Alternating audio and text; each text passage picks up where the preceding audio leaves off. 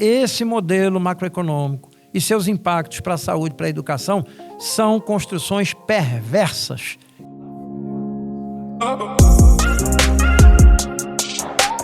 Como a maioria de nós, pedagogos e professores das ciências humanas, eu tinha certa aversão à economia e seus debates em educação. Me parecia um tanto difícil calcular porcentagens, observar alocamentos de recursos, compreender a atuação dos conselhos e refletir sobre as necessidades financeiras das redes de ensino. Achava tudo muito chato mesmo. Isso foi motivo de muitos debates com um colega de turma quando estávamos no mestrado. Eu acreditava que o centro dos problemas da educação deveriam ser vistos e debatidos a partir de um viés sócio, histórico, filosófico. Meu colega, por outro lado, achava que o debate dos recursos e do financiamento da educação merecia uma atenção especial. À medida em que me aproximava da educação básica, especialmente do Cabo de Santo Agostinho, comecei a perceber como o conhecimento dos dispositivos legais e econômicos são realmente importantes para nós. Primeiro, para sabermos os nossos direitos e o direito dos nossos estudantes, de toda a comunidade escolar. Afinal de contas, política pública sem recurso corre um grande risco de virar um conselho ou uma letra morta. Segundo, para compreendermos a realidade em que vivemos nas nossas escolas, nas nossas redes de ensino, nos sistemas de educação.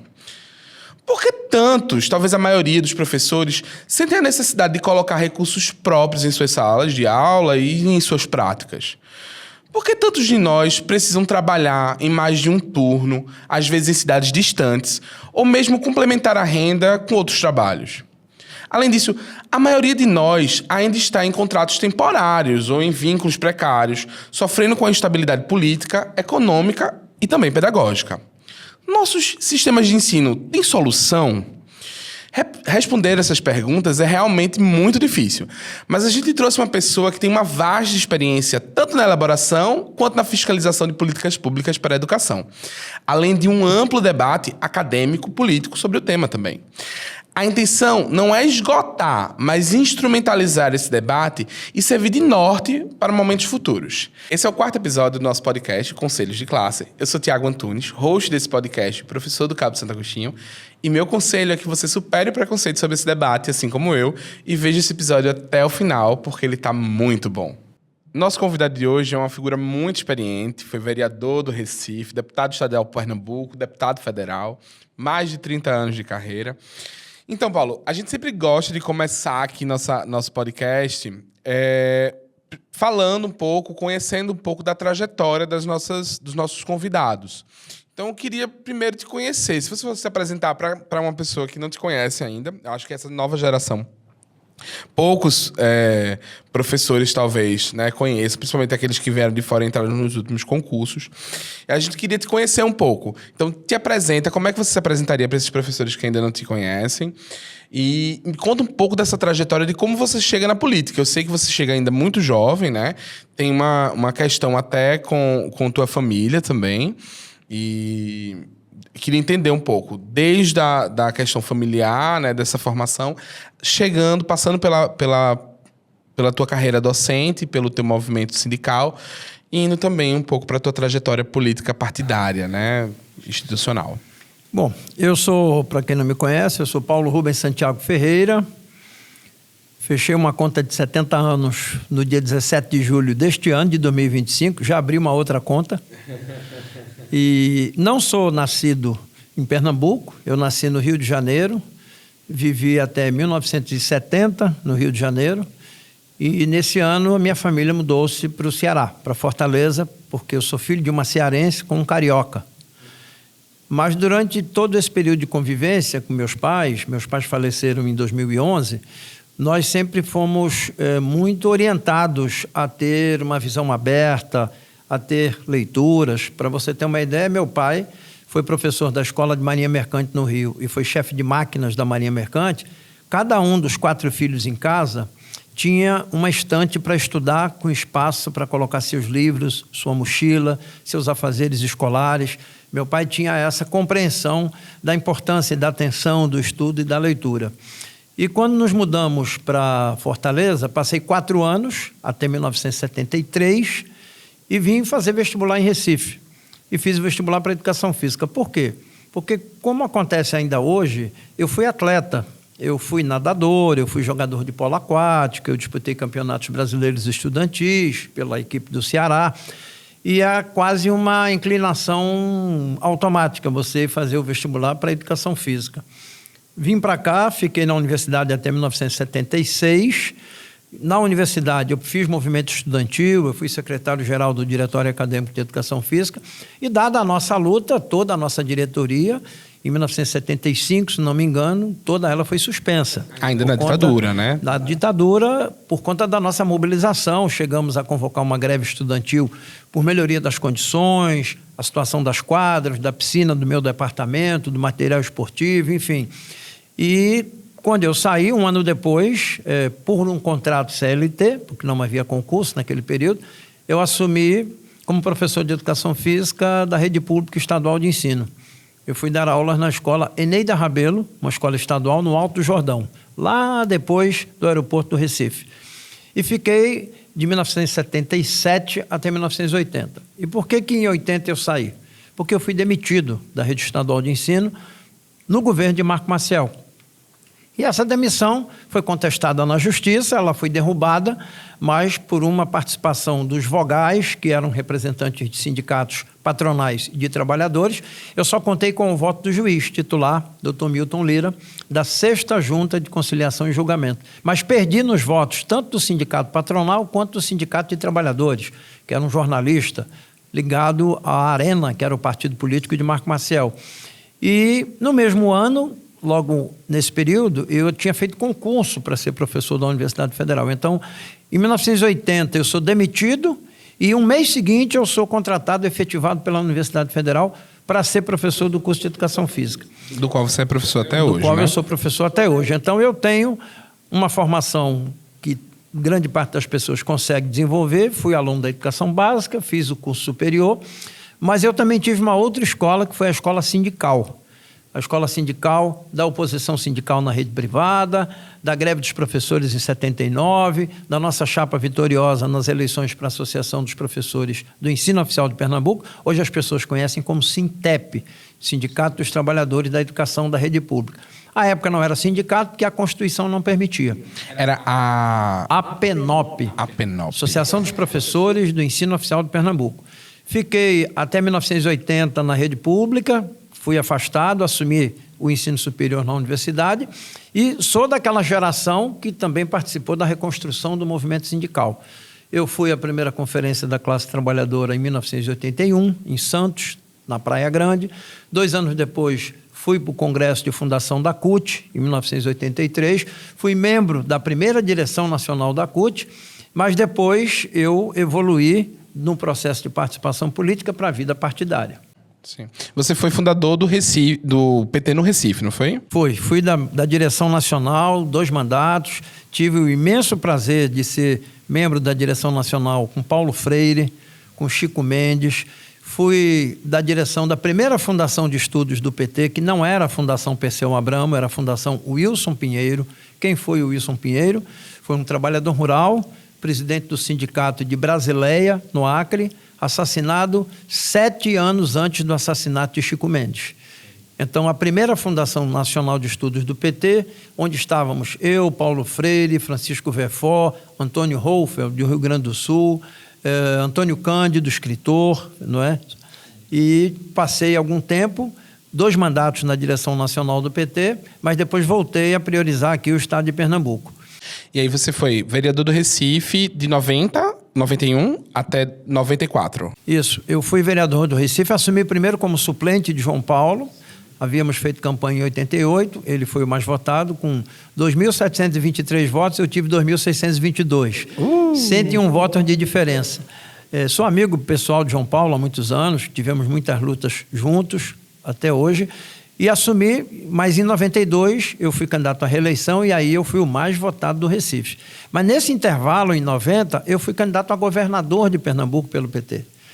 E era uma disputa muito acirrada dentro do próprio PT, porque já à época havia correntes do PT defendendo o apoio a Jarbas Vasconcelos, nós tínhamos diferenças, e eu dizia, nós vamos fazer uma campanha difícil, mas vamos ter a linha de frente para puxar a chapa de deputados e deputadas. E foi naquela eleição em que eu fui candidato a governador, tive em torno de 2,64% dos votos apenas, mas foi com aquela candidatura que nós puxamos a chapa e elegemos João Paulo, deputado estadual, e Humberto Costa, deputado estadual, duas figuras que até hoje exercem mandatos pelo PT. Então eu fui vereador 4 anos, fui deputado estadual 8 anos, e com a eleição de Lula em 2002, eu me elegi deputado federal. E fiquei até 2014. Foram 12 anos como deputado federal. Ao todo, foram 24 anos de mandatos parlamentares.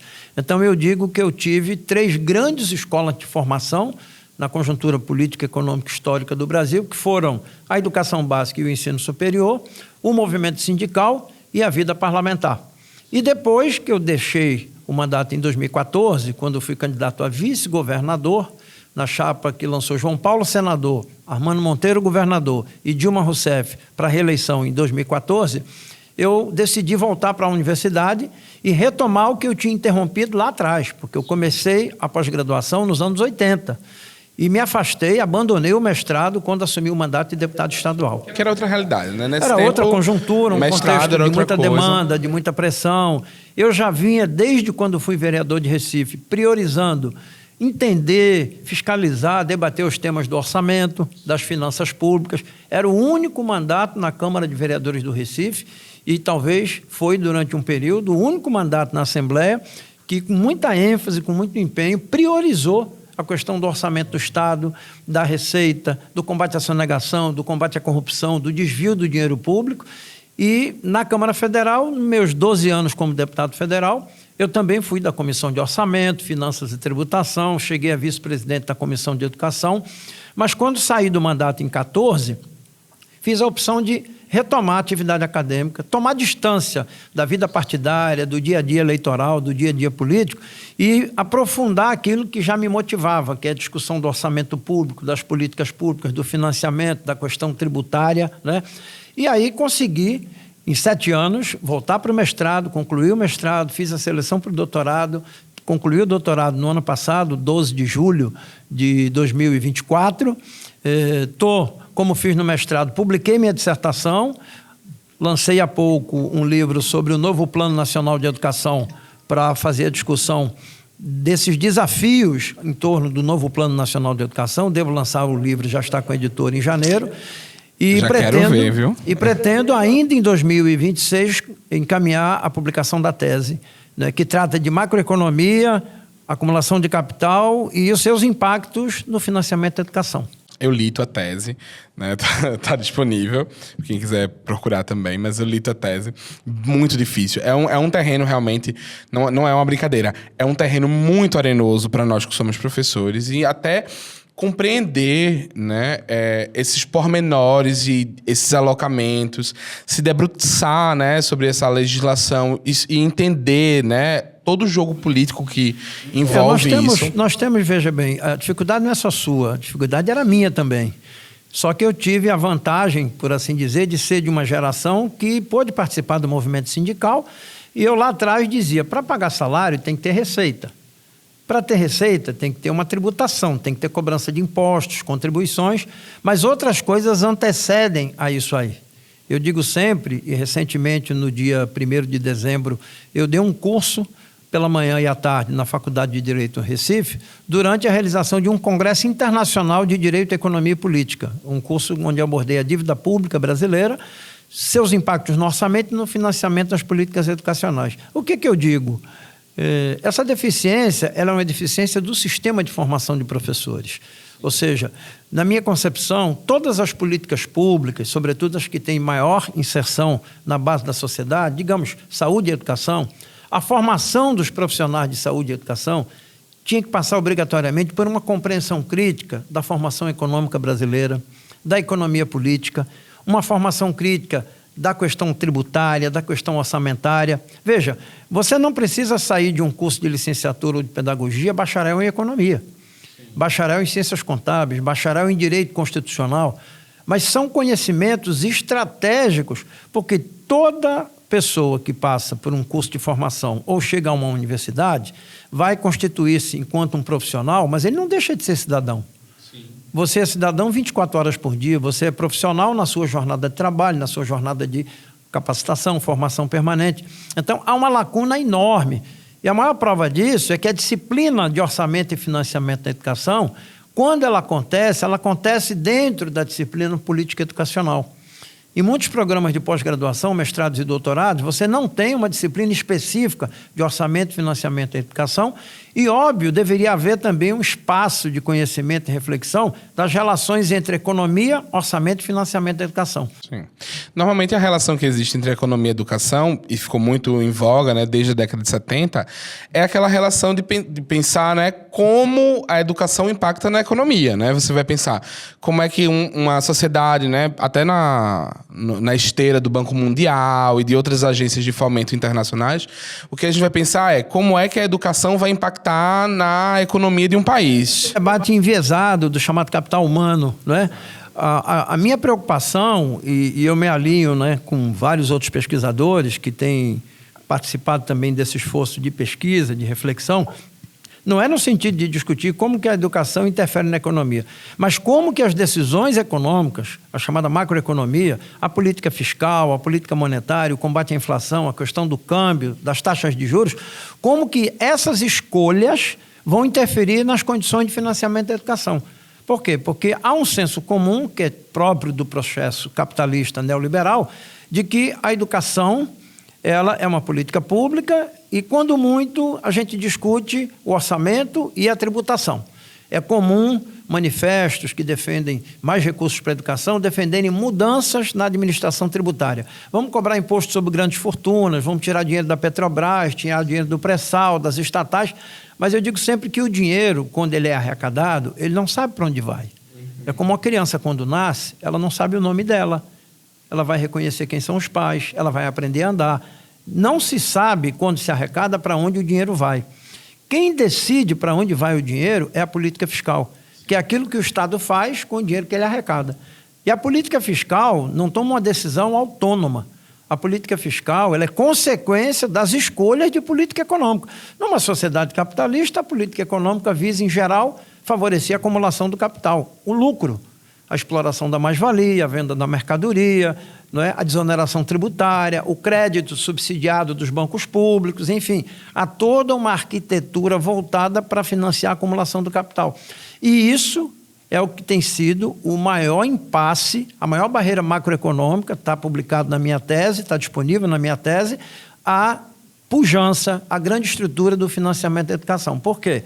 Porque muita gente pergunta, tem dinheiro para educação? Não tem dinheiro para educação. E esse é um debate que a gente tem feito e a gente tem conseguido desmascarar todas essas vozes da mídia, da economia privada, de certos intelectuais que dizem, como disse o ministro da Fazenda, Guido Mantega, em 2012, o seguinte: vocês aprovaram na Câmara dos Deputados 10% do PIB para a educação, isso vai quebrar as contas públicas. Ora, não é o flanelinha do estacionamento que está dizendo isso. Não é a vendedora de tapioca de acarajé que está dizendo isso. Não são pessoas humildes, simples. É o ministro da Fazenda que diz para o Brasil que sair de 5% para 10% do PIB de investimento em educação em 10 anos quebra as contas públicas. E nós provamos que a responsabilidade era dele com as declarações que ele fez, contrariando um longo processo. Foram anos e anos de conferências, debates, e na Câmara dos Deputados foram 2 anos de audiências públicas, estudos, audiências, cálculos, para a gente admitir que nosso problema não é falta de recurso, o nosso problema é divisão do bolo. Quem tem força para dividir segundo seus interesses a maior parte da receita que o Brasil arrecada. Então, era isso que eu ia te perguntar, já na segunda questão, tu já foi respondendo. Não falta dinheiro para a educação? Não temos problema de PIB, de riqueza. O Brasil é um país rico. Ou seja, nosso problema não é um PIB magro, esquelético. Nosso problema não é uma arrecadação tributária insuficiente.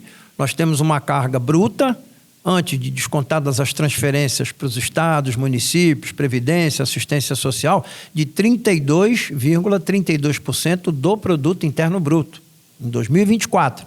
Nós estamos muito próximos de alguns países da Organização para a Cooperação e Desenvolvimento Econômico. Mas se você olhar como é a composição da carga tributária brasileira, é o país de cabeça para baixo.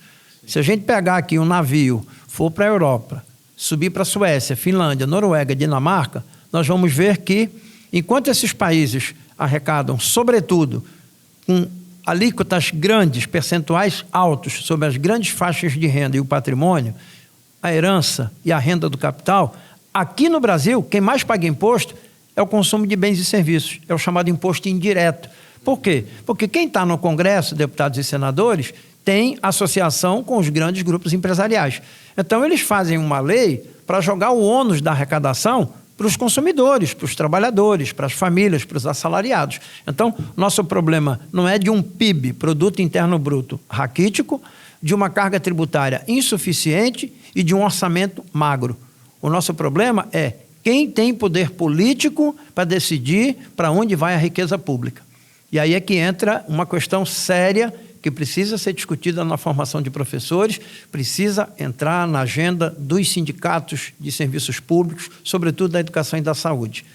Como que eu vou vincular recursos para a educação e a saúde num país que há 25 anos decidiu, na Constituição, na lei complementar e nas leis orçamentárias, que a prioridade da República Federativa do Brasil não é tributar, arrecadar para financiar o bem-estar social. A prioridade é tributar, arrecadar para financiar o pagamento de juros e amortização da dívida pública.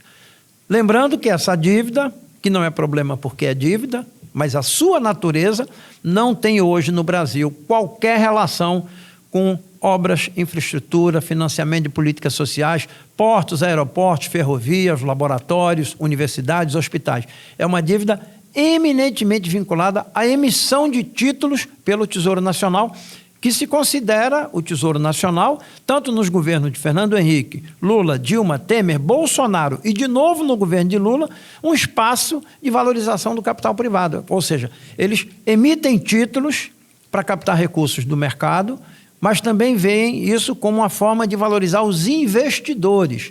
Ora, quem compra título para receber juro não está investindo na produção de absolutamente nada. Então, é toda uma grande estrutura ideológica, macroeconômica, que deixou, lá no passado, aquele estado de bem-estar social aprovado na Constituição de 88, depois do processo constituinte, para fazer do Estado brasileiro e da sua política fiscal, o que é que ele faz quando ele arrecada, o principal meio de acumulação e valorização improdutiva do capital. Isso não tem nenhuma relação coerente com o bem-estar social, com o financiamento de políticas sociais, como a gente vê hoje no Brasil. Sim. E, de alguma forma, você acha que a gente avançou em relação ao financiamento da educação ao longo dos anos? A gente está ainda naquele mesmo lugar, vamos dizer assim, que a gente estava 25 anos atrás, há 30 anos atrás, ou a gente avançou? E, de alguma forma, qual era esse lugar e qual é o lugar ideal que a gente está buscando, que a gente deveria buscar, né? E quão distante a gente está desse ideal? Olha, nós temos na literatura da pesquisa educacional algumas obras importantes, relevantes, didáticas, que eu tenho recomendado e tenho questionado a importância dos estudantes universitários de licenciatura e pedagogia terem acesso. Nós temos uma obra emblemática da pesquisadora já falecida Otaísa Romanelli, que é a História da Educação no Brasil, dos anos de 1970, vinculada à sua tese, defendida numa universidade na França. Ela não só traz a disputa, não é, financeira pela educação brasileira, mas como ela mostra com muita capacidade didática a relação da educação com as transformações econômicas do Brasil. Ou seja, algo que sempre existiu e que tem muita gente que teima em não reconhecer, como se a educação pudesse caminhar numa faixa própria, sem ter ao seu lado, sem ter do lado direito ou do lado esquerdo, influências, decisões, impactos nas suas condições de financiamento. Então, Otaísa Romanelli é uma obra clássica que deve ser lida. Nós temos um outro trabalho coordenado por dois professores pesquisadores, José Marcelino Rezende Pinto e a Silvana Ferreira, que é Onde está o dinheiro? Caminhos e descaminhos do financiamento da educação. Temos também uma grande obra de pesquisa em financiamento pelo professor Nelson Cardoso do Amaral, da Universidade Federal de Goiás, e pelo ex-professor, hoje aposentado, consultor voluntário do Senado, João Monlevade, que recuperam a história e o momento presente do financiamento da educação. Então, eu posso dizer que, a partir dos estudos de Otaísa e desses outros pesquisadores, nós tivemos um grande avanço, que foi depois de 54 anos, da Constituição de 34 para a Constituição de 88, nós conseguimos colocar na Constituição a garantia de parcelas mínimas dos orçamentos da União, dos Estados, Distrito Federal e municípios para o financiamento da educação. Isso entrou em 34, caiu em 37, ensaiou uma volta em 46, depois só voltou parcialmente em 83 com a emenda João Calmon, mas só consolidamos na Constituição de 88, que é o quê? Artigo 212 da Constituição Federal, a União tem que aplicar no mínimo 18%, os estados, o Distrito Federal e os municípios, um mínimo de 25% de receitas próprias e de transferências. Isso está na Constituição até hoje. Ou seja, da Constituição de 88 até hoje, a educação é sócia do orçamento. Só que nós tínhamos outras aspirações e na emenda constitucional 59, nós colocamos que, mesmo sendo uma parte do orçamento, a aplicação de recursos em educação, quando a gente tirasse do computador e colocasse numa tela, o que tinha que aparecer na tela do data show era o quê? Parte da riqueza, não só do orçamento.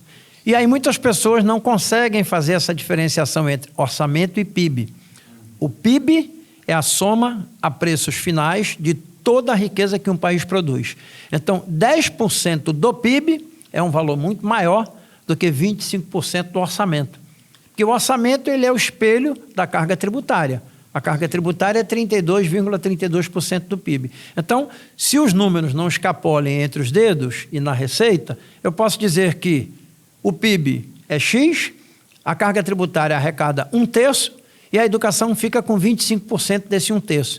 Então, quando eu disse lá em 2009, com a emenda constitucional 59, que agora nós queremos, de forma mais corajosa, queremos brigar pela parte da riqueza, isso exige mais conhecimento, mais capacidade, mais consciência crítica e mais capacidade de cobrança.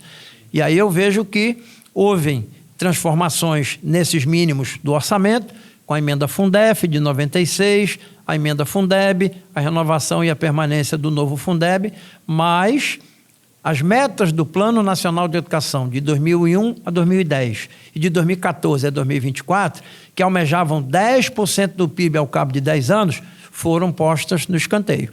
A gente estagnou até 2022 em 5,1% do PIB. Por quê? Porque a maior divisão do PIB para a educação ficou pelo meio do caminho, por conta da prioridade dada desde 2000, com a Lei Complementar 101, falsamente conhecida como Lei de Responsabilidade Fiscal, está lá. Todo ano tem que ter meta fiscal para fazer economia, para pagar juros da dívida pública. E quem controla a dívida? Bancos, fundos financeiros, fundos de previdência, capitalistas estrangeiros, pequenos poupadores aposentados, servidores públicos, profissionais liberais e o próprio governo, quando pega seus fundos financeiros, não aplica e para o dinheiro não ficar perdendo para a inflação, compra título público. Ou seja, o governo compra título do governo e paga juros para o governo, tirando dinheiro, aí não é do governo, tirando dinheiro da sociedade para pagar a renda dos juros para o capital. São os malabarismos que a gente sabe que os governos fazem, tanto por um viés político, por uma decisão política. Isso a gente tem visto aqui no Cabo, na verdade, em todas as redes de ensino, né? A gente tem esse conflito grande, por exemplo, com relação ao salário, né?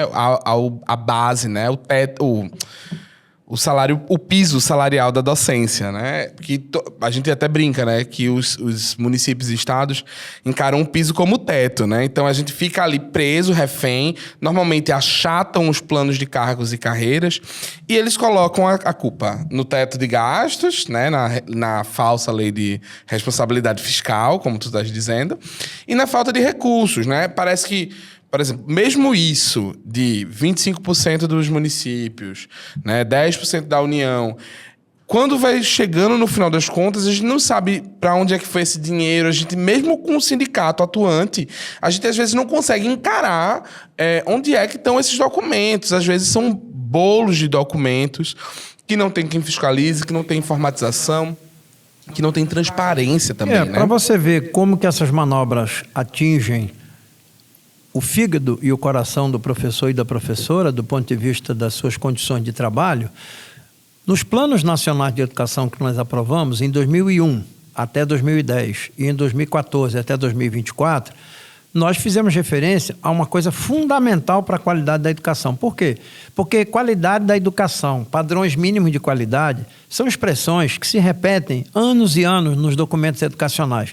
Na Constituição Federal, na LDB de 96, no PNE de 2001, no PNE de 2014, nas emendas Fundeb de 2006 e 2020. Ou seja, para ter qualidade, eu tenho que ter uma referência. Qual é a referência? É o custo aluno-qualidade. O CAQ, custo aluno qualidade inicial, para os primeiros 2 anos de sua implantação, e o CAQ final, ou CAQ total, que seria a consolidação do custo aluno qualidade. O que tem acontecido no Brasil? Em 2010, depois de um longo processo de análise, o Conselho Nacional de Educação aprovou um parecer 08 de 2010, fazendo os cálculos e estimando os custos para um custo aluno qualidade no Brasil inteiro. A criança não tem culpa de nascer em Solidão, no sertão do Pajeú, em Pernambuco, um município pequeno e pobre, ou ela não pode ser privilegiada porque nasceu na maior capital, São Paulo, a cidade mais rica do Brasil. O direito à educação, ele passa por cima dessas diferenciações fiscais, econômicas, territoriais. O direito à educação é um direito constitucional, é o primeiro direito social definido no artigo 6º da Constituição Federal. Então, o que se faz? Fez-se há 15 anos um parecer, entregou-se o parecer para o governo federal. Em 2010, nós tínhamos o fim do segundo mandato do presidente Lula e a primeira eleição da presidenta Dilma Rousseff. Esse parecer 08 do Conselho Nacional de Educação ficou na gaveta do MEC. 6 anos dormindo nas gavetas do MEC. O que aconteceu em 2016? O golpe que cassou o mandato da presidenta Dilma e empossou o vice-presidente Michel Temer. Quais foram as primeiras providências do então presidente golpista Michel Temer em relação a esse parecer? Ele muda a composição do Conselho Nacional de Educação, coloca na sua presidência uma ex-dirigente do Ministério da Educação do governo de Fernando Henrique, Maria Helena Guimarães de Castro, e por uma manobra é feita uma convocação da nova composição do Conselho Nacional de Educação e o parecer 08, prontinho, os cálculos feitos, etapas, modalidades, etc., é jogado na lata do lixo. Mas esse parecer dormiu 6 anos nas gavetas do MEC durante o governo do PT. Por que é que os ministros da educação desse período não trouxeram à mesa esse parecer, tirando da gaveta, para iniciarem-se os cálculos e aplicarem-se as decisões que o Conselho Nacional de Educação havia indicado? Óbvio, se eu calculo, digamos, que uma escola dos anos finais do ensino fundamental urbana, tempo parcial, vai custar por aluno, uma escola boa, de qualidade, com estrutura, professores concursados, digamos 5 mil, quando eu multiplicar pelas escolas, pelas redes, pelo número de alunos matriculados, eu tenho um impacto. Agora, se eu calcular que essa escola vai custar 2.500, uma meia bomba, ou 1.800, o impacto é menor. Na prática, se o impacto for maior, os municípios não vão conseguir suportar esse impacto só com 25% mínimos para a educação. Os estados idem. E aí quem vai complementar o que exceder a capacidade de financiamento dos estados e municípios? A União Federal, que é quem mais arrecada. Na hora em que você calcular que vai caber à União a complementação dessa verba para a escola de qualidade, você vai ter que mexer na conta fiscal. Aí você vai ter que tirar daquelas despesas que não têm função social, direta ou indireta. Você vai ter que tirar da despesa financeira com a dívida pública. E aí quem vai gritar? O mercado financeiro, os bancos, os deputados e senadores que mamam nas tetas dos financiadores privados de campanha. E aí, infelizmente, a gente faz o Plano Nacional de Educação de 2014, de quando foi o parecer do Conselho Nacional de Educação? 2010. Quando é o segundo Plano Nacional de Educação, sancionado em 2014, 4 anos depois. Quando vem o golpe que tira a Dilma, 2016, 2 anos depois. Mas no PNE de 2014, a gente diz o seguinte: em 2016, temos que implantar o CAQ, Custo Aluno Qualidade Inicial. Mais um ano, 2017, temos que implantar o custo aluno qualidade total. A gente chega no ano passado, em 2024, sem o CAQI e sem o CAC. Aí o Lula manda um projeto de lei para o novo Plano Nacional de Educação. Projeto de lei 2614 de junho de 2024. Aí você vai lá, esmiuça, procura, futuca. Onde está a referência ao custo aluno qualidade? O projeto de lei que Lula mandou propõe que a consolidação do custo aluno qualidade acontece em 2034. Mais 10 anos. 17 anos de diferença entre o PNE de 2014, que propunha para 17, e a proposta de Lula para 34. Ou seja, não é empurrar com a barriga, é empurrar com a barriga, com a cabeça, com as mãos, com os pés, é chutar com os pés. Ou seja, não tem custo aluno qualidade. E isso é fundamental para você ter um parâmetro nacional de qualidade. Então, essa é uma questão. Uma outra questão, nós estimamos que a docência na educação básica pública, municipal, estadual, tinha que estar amparada em valorização dos profissionais, concurso público e carreira. A gente chega a 3 anos, em 2022, com a grande maioria dos estados e municípios sem ter concurso público, estabilidade. Com professores e professoras, pedagogos e pedagogas, com contratos temporários. Está lá publicado na página do INEP, Instituto de Estudos e Pesquisas Educacionais Anísio Teixeira. Ou seja, a gente está brincando agora de fazer Plano Nacional de Educação. Planejar sem executar, sem fazer, né? Sem garantir a materialidade, papel aceita tudo. Eu tenho um irmão que é arquiteto que ele diz, o papel aceita tudo. Se o cara me contratar como arquiteto, dizendo, eu tenho um terreno, eu quero fazer uma casa assim, assim, assada, ele me pagar, eu faço a casa mais bonita. Aí daqui a 6 meses eu digo, construísse a casa, ele vai dizer, eu não tive dinheiro nem para ir no armazém. Papel aceita tudo. Se eu escrever uma poesia bonita, mandar para a impressora vai imprimir. Agora, ela vai me perguntar, tu vai publicar isso? Isso vai virar um livro? Tu vai publicar no outdoor? Vai fazer um concurso de poesia? Se não materializar, não sai do papel. E a minha preocupação agora é que eu estou vendo parcela importante dos sindicatos da educação básica, sobretudo filiados à CNTE, a Confederação Nacional dos Trabalhadores em Educação, sem qualquer senso crítico para a proposta do novo Plano Nacional de Educação. Ou seja, eu fiz um plano que não deu certo. Eu não posso repetir as metas sem dizer por que não deu certo. Quais foram os impedimentos? Quais foram as barreiras econômicas? Se as barreiras persistem, basta repetir a mesma meta de 10% do PIB, basta dizer que agora toda prefeitura e estado tem que ter professor concursado, mas se as razões do fracasso anterior não forem superadas, não é a mera afirmação das mesmas bandeiras, sem atacar as causas do fracasso, que vão me garantir a emancipação, a garantia do financiamento dessa meta. E aí o que é pior, o relator que fez o substitutivo do Plano Nacional de Educação agora, um deputado do Ceará, Moses Rodrigues, do União Brasil, que tem vínculos com universidades privadas, inclusive parte da sua família tem vinculação com universidades privadas, como mantenedores, ele não faz nenhuma referência explícita ao CAC, nenhuma, ele apenas diz, quando forem ser feitas as despesas com educação, tem que observar o custo aluno qualidade. Isso não quer dizer nada. Tá bom, qual o custo aluno? E observar é muito fácil, né? Vamos observar. Outra coisa, as metas vão ter um cumprimento progressivo. Progressivo não quer dizer nada. Progressivo pode ser em 2 anos, em 3, em 4, em 5, em 8, em 10, em 50 anos. É progressivo. Um pouquinho aqui, um pouquinho ali. Quando o Brasil tem riqueza suficiente para dar um salto de 5% para 10% do PIB em 10 anos. Ou seja, quem sai de 5 para 10, dá um pulo de 5. Significa 0,5% do PIB por ano. Quando a gente se refere a 5 ou 10% do PIB, não é só verba do orçamento federal. É um bolo. Dinheiro do governo federal, dos estados, do Distrito Federal e dos municípios. Lá atrás, há 15 anos, quando o Lula mandou o projeto de lei do Plano Nacional de Educação, que a gente só foi aprovar em 2014, a União participava com cerca de 20% de 5,1% do PIB para a educação. Ou seja, se eu arredondar, em vez de 5,1%, 5% para facilitar a conta, a União participava com 20% disso, participava com 1%. Então, a União, que é quem mais arrecada, é quem participa menos com o financiamento da educação básica no Brasil.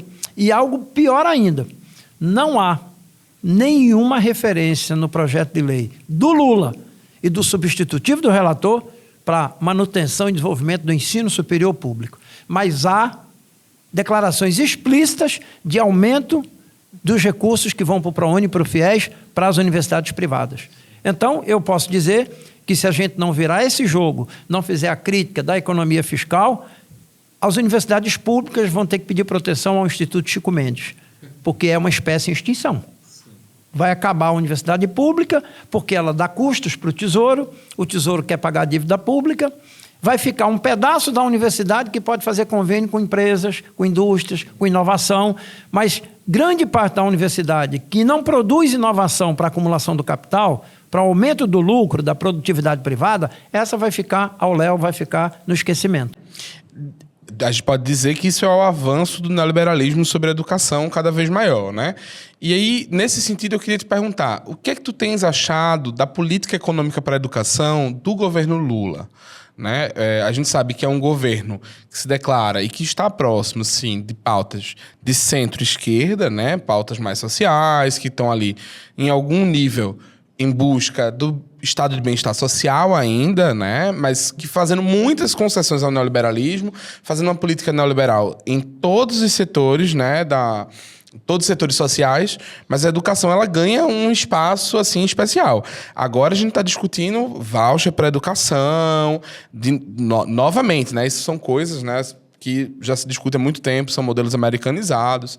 Você estava falando dos autores, né, principalmente da Altaísa Romanelli, mas a gente poderia citar também o Luiz Carlos de Freitas, né, que recentemente lançou, não tão recentemente assim, lançou, né, a Reforma Empresarial da Educação, que também é um livro que vai tratar sobre esses temas. Não sei se chegando na mesma conclusão que o Luiz Carlos de Freitas, qual a tua opinião sobre a política do governo Lula, a política econômica para a educação do governo Lula? Olha, sem dúvida alguma, os governos do PT, eles sempre tiveram uma grande habilidade em tomar iniciativas, né? Agora, quando você olha essas iniciativas, você pergunta, são iniciativas pontuais, são iniciativas conjunturais ou elas encaminham uma mudança de estruturas herdadas de governos anteriores? Nós tivemos agora o exemplo do pé de meia. O governo anunciou o pagamento de uma pequena bolsa que vai aumentando até se concluir o ensino médio, até a participação do aluno no Enem, e todo mundo aplaudiu.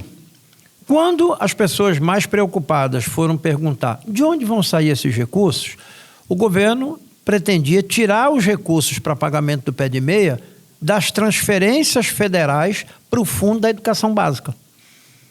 E aí quem foi que gritou?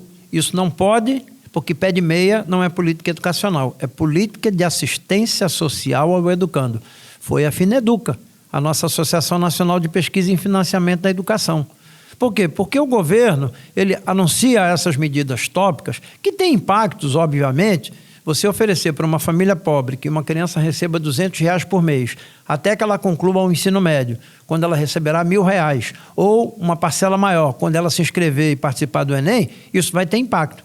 Mas o mesmo governo que cria uma medida como essa e tentou tirar do Fundeb, é o governo que, de forma neoliberal, serviu à acumulação financeira da riqueza, acaba de anunciar um programa para que as crianças e jovens que estão no ensino médio, que vão receber o pé de meia, possam aplicar esse dinheiro na compra de título público para receber juros.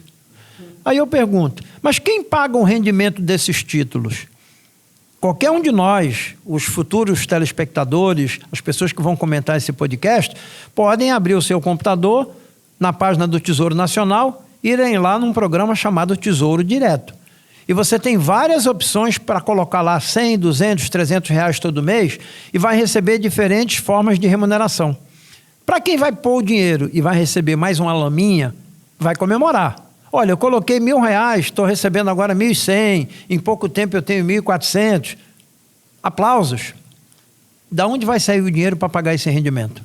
Vai sair das outras destinações de políticas sociais, sobretudo da saúde e da educação, que estão ainda sob o mesmo teto de gastos que Fernando Henrique deixou em 2000, que Temer aprovou com a emenda do teto com a emenda constitucional 95, e que Lula, negociando com Bolsonaro depois de eleito, antes da posse, propôs uma lei do arcabouço fiscal que diz exatamente isso.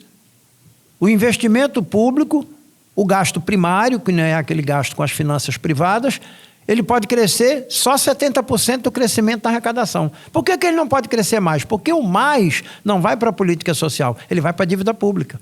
Então, é um governo que toma medidas pontuais. Por exemplo, anunciou agora a criação da Universidade do Esporte e da Universidade Indígena. Eu vi uma publicação da UNE apoiando, elogiando. Ambas pretende-se que sejam instaladas em Brasília. Aí eu me pergunto, se o governo quer fazer formação de profissionais que vêm das comunidades dos povos originários, das etnias, se o governo quer dar ênfase à formação para o esporte, por que ele não transfere recursos para que essas políticas aconteçam, por exemplo, nas universidades de Roraima, do Acre, do Pará, de Rondônia, do Amapá, da Amazônia, do Tocantins, do Pará, onde estão as etnias? Por que ele não investe mais onde estão os cursos de licenciatura e bacharelado em educação física, em vez de criar uma universidade? Ou seja, o governo toma uma medida tópica, local, isolada, mas não discute a precarização do financiamento do conjunto das universidades. Há anos a gente não tem abertura de novas vagas no ensino superior, né? De novas matrículas. O que a gente tem de concurso para professores do ensino superior, embora a gente tenha tido uma expansão muito grande no número de universidades, o que a gente tem de abertura de novas matrículas é, a maioria delas, né, provinda de aposentadoria de servidores, de falecimento, etc., né? De vacância dessas matrículas, né, que vão ser substituídas, e não necessariamente de uma expansão desses cargos. Então, nem professor a mais, efetivamente, a gente tem. Quando eu digo que daqui a pouco, né, de forma bem-humorada, mas de forma um pouco grosseira, que nós vamos pedir proteção ao Instituto Chico Mendes da Biodiversidade, é porque basta olhar os orçamentos. Não sou eu que estou dizendo isso. A Andifes, Associação Nacional dos Reitores, na sua página, aberta na internet, mostra a precarização das verbas de custeio e de investimento para as universidades. O próprio reitor da Universidade Federal, o professor Alfredo Gomes, que no ano passado defendeu no seu memorial a passagem para professor titular, eu assisti a defesa do seu memorial.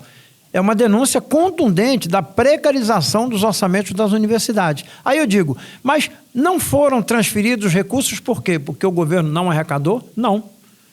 Eu disse isso na segunda-feira, dia 1º, na Faculdade de Direito. Disse no dia 8 de setembro, em Feira de Santana, na Associação dos Docentes, na Universidade Estadual da Bahia.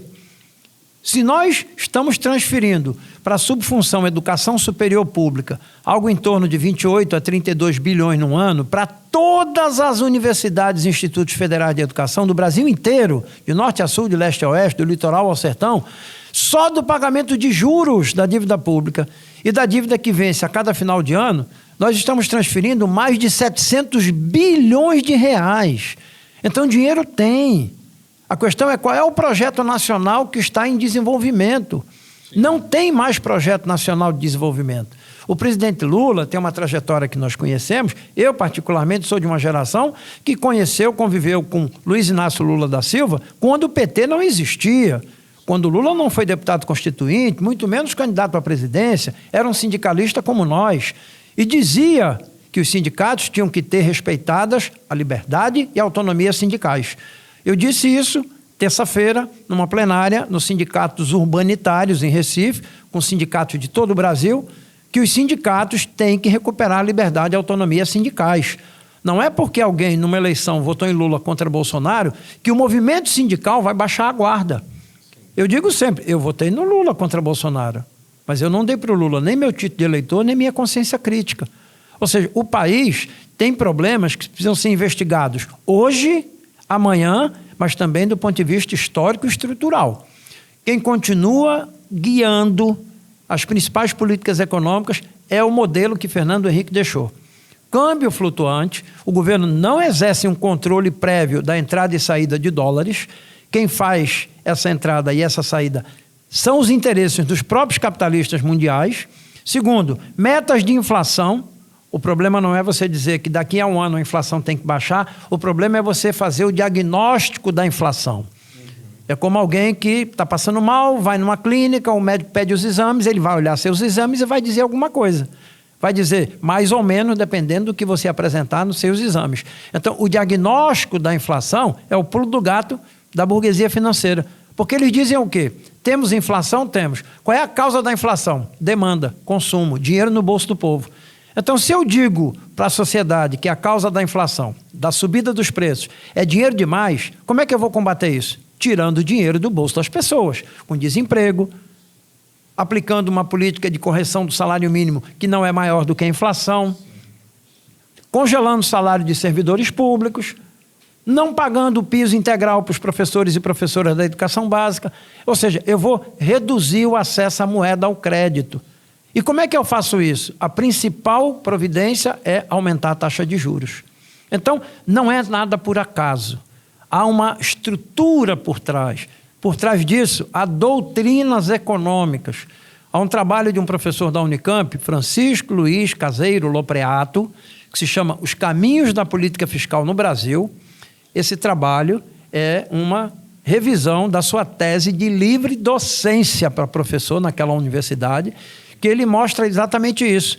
Quando você ouve o Lula, quando você ouvia o Bolsonaro, o Temer, a Dilma, o Sarney, o Collor falar sobre política econômica, por trás dele estavam lá economistas, intelectuais, doutrinas para dizer, você vai fazer isso por causa disso, você vai fazer assim por causa de assado. Então, o que nós temos hoje no Brasil, embora tenhamos mudado de governo, afastamos um governo que eu conheci Bolsonaro, fui deputado 12 anos com ele, nunca prestou, era um provocador, não tinha domínio de temas, não propunha projetos de lei, não discutia os grandes problemas nacionais, nem na Comissão de Segurança Pública, como capitão do Exército. Eu fui deputado da Comissão de Segurança Pública. Ele também foi.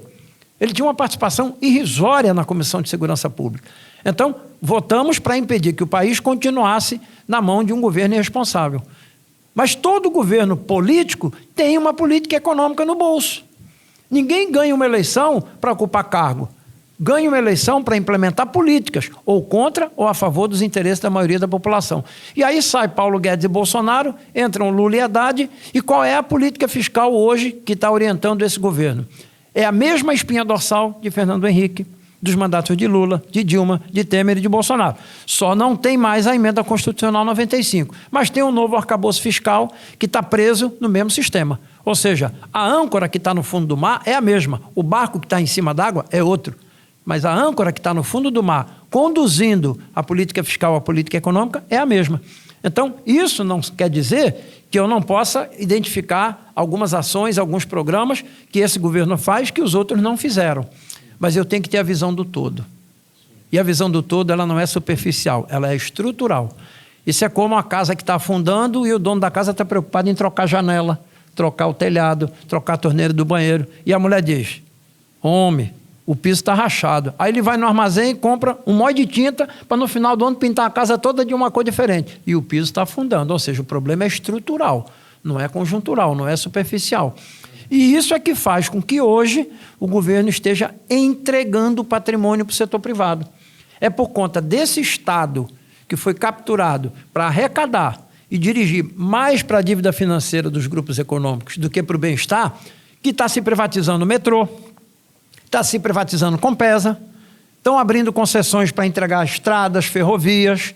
Agora mesmo, essa semana, o Tesouro Nacional e o BNDES fizeram um convênio com uma universidade privada de São Paulo, dizem que não tem fins lucrativos, a FIA Business School, que nasceu lá de um grupo de professores do Departamento de Economia e Administração da USP de São Paulo. Para quê?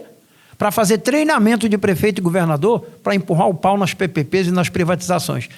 Gente, nós votamos num governo que está usando o mesmo programa de Fernando Henrique e Bresser Pereira, da reforma administrativa de 1988. PPPs, nesse caso, são parcerias público-privadas. Parcerias público-privadas e concessões. São novas formas de você privatizar o serviço público. Né? Que tem todo o desdobramento sobre a nossa carreira também, né? A gente sabe, claro, como professores contratados, por exemplo, são massa de manobra, assim, né? Não como pessoas, mas como categoria para o dispositivo político, por exemplo, né? Porque você já fica pensando.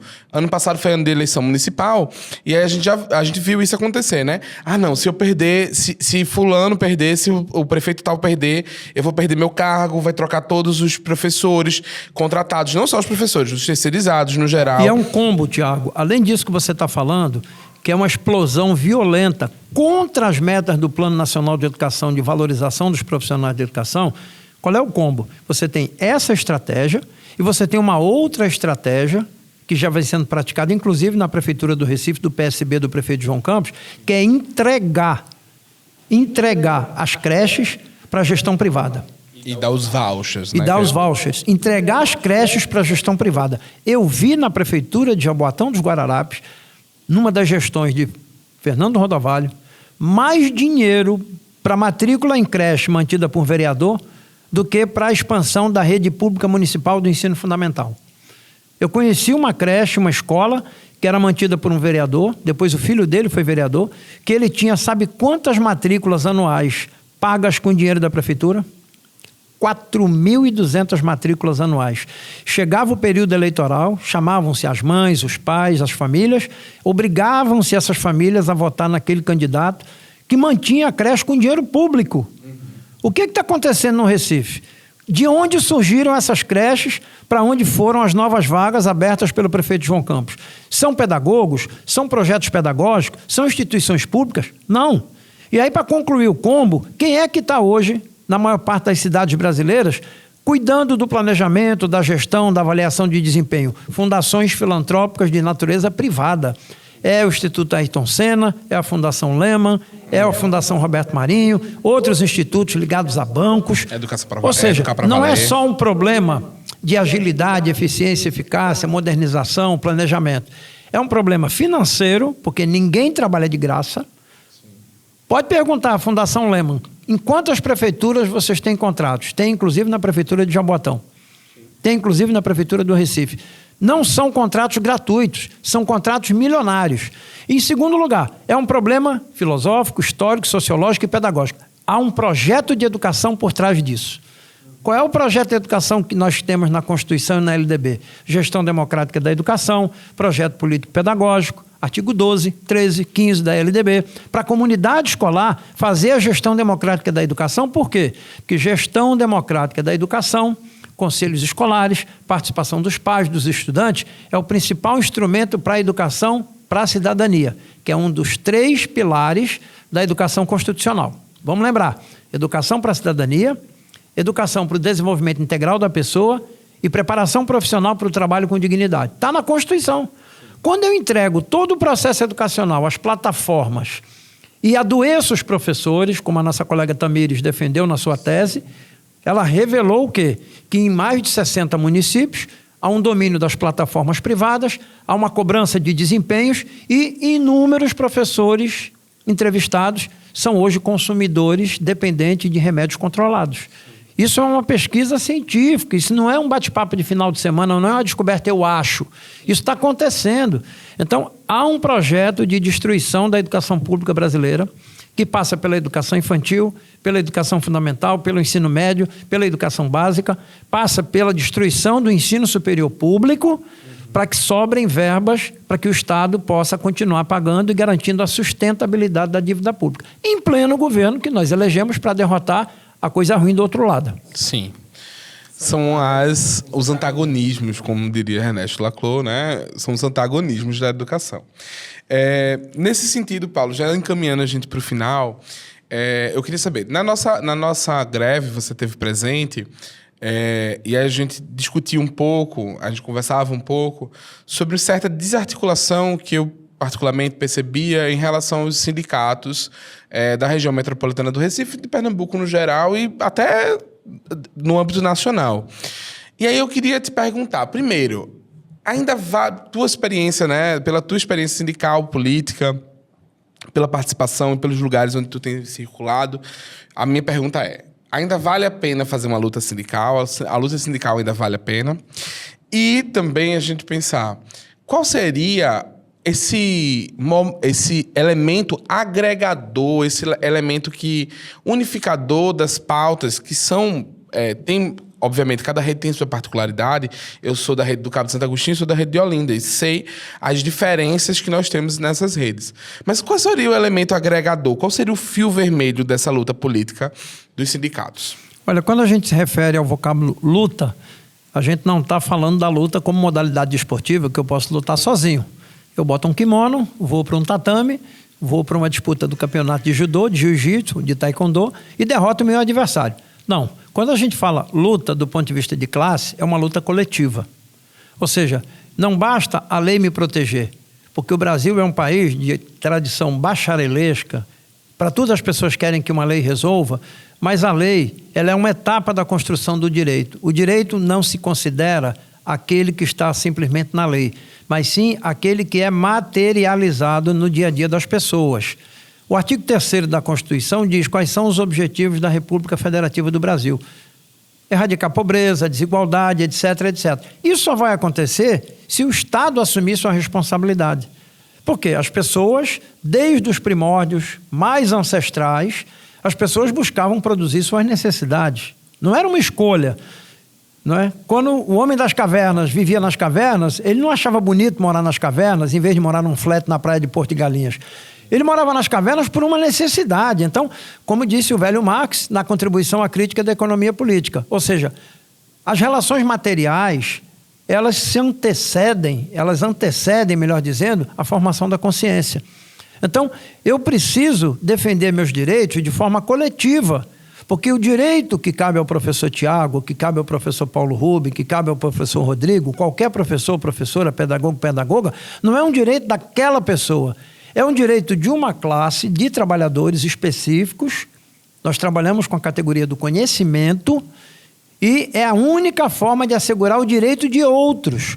Eu preciso assegurar os meus direitos para garantir os direitos de outros.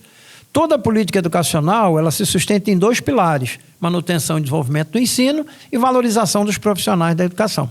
O que aconteceu há 5 anos na emenda constitucional 108 do novo Fundeb? Muitas pessoas comemoraram porque a parcela do fundo que vai para valorização e carreira subiu de 60% para 70%. Durante muitos anos, entre 96 e 2020, a parcela que ia para valorização e para manutenção e desenvolvimento do ensino era 60% para valorização e 40% para manutenção e desenvolvimento do ensino. Fez-se uma mudança subindo a parcela de valorização para 70%. Ora, se a conta é 100 e eu saio de 60 para 70, o outro lado vai perder 10. Eu disse, eu não faria isso. Eu, se lá estivesse como deputado federal, encontraria uma outra fonte de financiamento da valorização dos profissionais de educação. Por quê? Porque para defender seus direitos, nós, professores e professoras, pedagogos e pedagogas, temos o nosso sindicato. A gente mobiliza, a gente bota carro de som, a gente faz panfleto, vai às escolas, convoca a assembleia, a gente eventualmente deflagra uma greve. Quais são os sindicatos que defendem o direito à educação nas periferias para os pais, mães e crianças e famílias? Eles não têm sindicatos. Eles são o elo mais frágil da luta pelo direito à educação. Eu, certa vez, fui para uma assembleia de professores em Goiânia, na Mata Norte. Havia toda uma agenda, toda uma pauta de greve, exclusivamente dos profissionais da educação. E eu disse, onde é que estão os pais?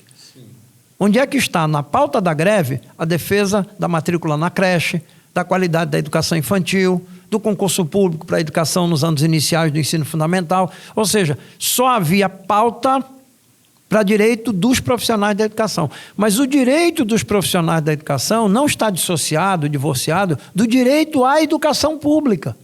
Eu só sou profissional de educação porque há, antes do meu direito a ser profissional, o direito à educação pública.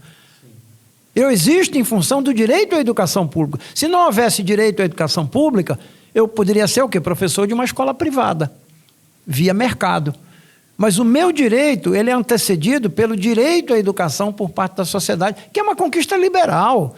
A educação pública foi uma conquista liberal para todos e todas, não é? Contra os privilégios da elite, da nobreza. Quem estuda a história do Nordeste, a história, sobretudo, na época do ouro, da cana-de-açúcar, etc., as elites mandavam seus filhos estudar fora, na Europa, ou ainda mandam hoje para universidades europeias privadas, para as universidades norte-americanas. Você passa nesse final de ano no Recife, está cheio de outdoor de escola particular dizendo que aluno tal e qual passou numa universidade norte-americana, privada, etc., como se fosse um grande desafio deixar de estudar numa universidade pública brasileira para ir para uma universidade norte-americana, né? Então, nós temos projetos em disputa. Projeto de financiamento, projeto de valorização dos profissionais, mas, sobretudo, um projeto filosófico, político, ideológico. Qual a educação que o Brasil precisa ter para superar a dependência econômica internacional, para superar o atraso tecnológico e para construir um projeto de nação. Uma universidade pública tem autonomia, tem liberdade de fazer crítica, de pesquisar, de contestar governo. Uma universidade privada visa o lucro. Compare onde é que estão os docentes com tempo integral, dedicação exclusiva, mestrado e doutorado, nas universidades públicas.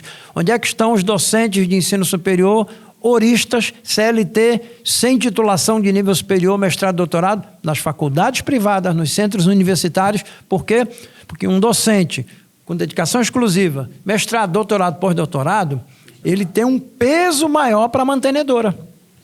Como as mantenedoras privadas, que hoje são maioria, visam lucro, elas não vão aceitar essas exigências. Por isso é que a gente entrega, como entregou-se, a presidência da comissão para a deputada Tabata Amaral, que tem vínculos históricos com a Fundação Lehman, que disse lá atrás que o nosso problema não é escassez de financiamento, mas é um problema de gestão, de competência administrativa. E a relatoria entregou-se para um deputado federal que tem origem em grupos privados do financiamento privado. Por isso é que ele colocou lá 10% da educação, 7,5% da área pública. Quantos serão debitados de recursos públicos, gastos indiretos, subsídios, para a expansão das universidades privadas? Então não dá para servir a dois senhores. Quem é da área privada vai encontrar suas formas de valorização, de manutenção na área privada. Cobra mensalidade, pega empréstimo bancário e não vir para o orçamento público, como está acontecendo há muitos anos. Essa dicotomia, ela não pode permanecer. Nós nos alinhamos à bandeira histórica de Anísio Teixeira, Florestan Fernandes, dinheiro público para a educação pública. Quem optar pelo mercado vai buscar soluções para se financiar no mercado. Eles não defendem tanto a economia de mercado, não defendem tanto o processo neoliberal. Então, busque se sustentar pelas vias de mercado e não pelo subsídio, pela desoneração tributária do fundo público. É engraçado, né? Que eles defendem a diminuição do Estado, mas quando querem lucro e dinheiro, eles vão para o dinheiro e para a dívida, para o recurso público. Bom, Paulo, conversa muito forte, maravilhosa, muito esclarecedora pra gente. E, bom, o nome do nosso podcast é Conselhos de Classe. A gente tá chegando no finzinho já. Um longo debate, uma hora de podcast. Bom, mas chegando ao final, a gente sabe, tem sido nossa tradição, pedir, né, aos nossos convidados. O nome do nosso podcast é Conselhos de Classe e a gente tem pedido aos nossos convidados que, para encerrar, você pode trazer um conselho para a gente. Se você fosse dar um conselho que servisse para todos os professores, qual seria esse conselho, Paulo Rubem? Olha, é uma forma muito pejorativa de se referir a conselho, dizendo que se o conselho fosse bom, ninguém dava, vendia. Eu quero dizer que essa é uma visão mercantilista, própria do regime capitalista. Então, o que eu tenho sugerido, compartilhado, é que nós saibamos desfrutar desse momento em que as informações circulam de forma digital. Eu digo para os meus alunos na UFPE, há 40 anos eu estava no lugar de vocês e não tinha internet, não tinha computador, não tinha redes sociais. Para eu conseguir uma cópia de uma dissertação, tinha que ligar naquele telefone, discado, demorava 60, 90 dias, uma cópia Xerox, encadenada com espiral. Hoje, com o pendrive que eu compro em qualquer lojinha de celular, em qualquer bairro de qualquer cidade, eu entrando num computador, sabendo as fontes onde estão depositadas as pesquisas, as teses, as dissertações, eu vou lá e consigo baixar. O problema é qual é a minha disciplina para estudar, para analisar as pesquisas, a metodologia, o objeto de investigação. Nós temos hoje no Brasil, há décadas, uma enormidade de pesquisadores, economistas, cientistas sociais, historiadores, a galera do serviço social, na educação sobretudo, que vem pesquisando e vem dizendo esse modelo macroeconômico e seus impactos para a saúde, para a educação, são construções perversas que têm que ser denunciadas, combatidas e vencidas. Então, não vamos naturalizar o que é perverso, não vamos naturalizar a desigualdade, não vamos entregar à vontade divina ou a obra do acaso as condições em que a população vive e em que vivem nossas crianças, sobretudo as mais pobres, pretas, pardas, negras das periferias. Esses indicadores educacionais que estão colhidos pelo INEP não são leis naturais, obras do acaso ou fruto da vontade divina. São consequências de uma construção econômica e social, política sobretudo.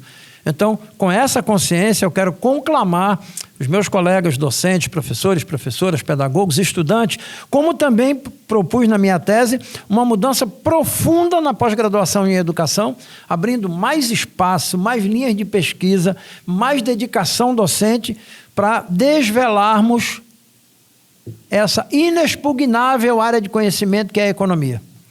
Ou seja, não é preciso ser bacharel em economia para estudar economia, para compreender economia. Há muitos livros de introdução, há muitas obras comentadas, há um sem número de dissertações e teses. Agora, o papel que cabe às lideranças, aos sindicatos, aos dirigentes, aqueles que têm mandato, é um papel extraordinário.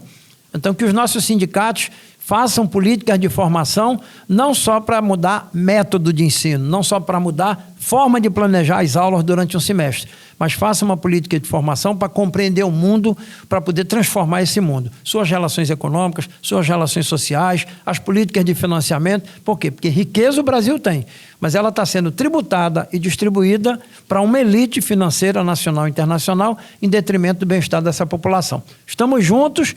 Quem puder, me acompanhe pelo Instagram, Paulo Rubens Santiago Ferreira. É muito grande? É, porque eu fui hackeado. Vai estar no nosso link. Eu fui lá. hackeado e o hacker ficou me pedindo dinheiro, porque eu tinha 10 mil seguidores no Instagram. E eu disse, sujeito, vê se eu estou em Dubai, andando de jatinho, de jet ski, na praia, com casa em muro alto. Eu sou um professor, eu sou um militante da educação. Eu publico, eu compartilho o que eu defendo, o que eu leio, o que eu acredito, o que eu comento. Não teve jeito, ficou para lá, já tentei recuperar, não consegui, e estou no Facebook, o que eu publico no Instagram, automaticamente sai no Facebook, que é Paulo Rubens S. Ferreira. Então a gente está à disposição e eu tenho tido uma agenda intensa de muitos seminários, muitos debates, sobretudo a preocupação de sindicalistas, movimentos sociais, com a questão do orçamento público e da disputa pela riqueza. Eu acho isso importantíssimo, porque em sã consciência as forças de esquerda que cresceram no Brasil nos anos da ditadura para cá, abandonaram completamente essa relação com a base e essa relação de disputa da riqueza. Tem muito mais adaptação, conveniência e colaboração de classe do que independência política, independência de classe, e isso é um processo de construção e só se constrói se a gente tomar a decisão de fazê-lo. Muito obrigado, estou à disposição. Um grande abraço a você, Tiago, à direção do sindicato e às nossas companheiras e companheiros aqui da Rede Municipal de Ensino do Cabo de Santo Agostinho. Obrigado, Paulo. É sempre muito bom te ter aqui. Vem mais vezes. Vamos ver se a gente lança teu livro ano que vem aqui no município, né? E esse debate muito rico, a gente tem muito a aprender contigo. Eu espero que todo mundo tenha gostado. Você já sabe como é a regra. Chegou até aqui, curte, compartilha, manda isso para quem você acha que precisa ouvir esse debate. Todo professor precisa, então manda para todos os professores que tu tem na tua lista. Se inscreve no nosso canal, compartilha no teu Instagram e marca a gente quer te ver também. Até o próximo episódio. Um beijo. Tchau, tchau.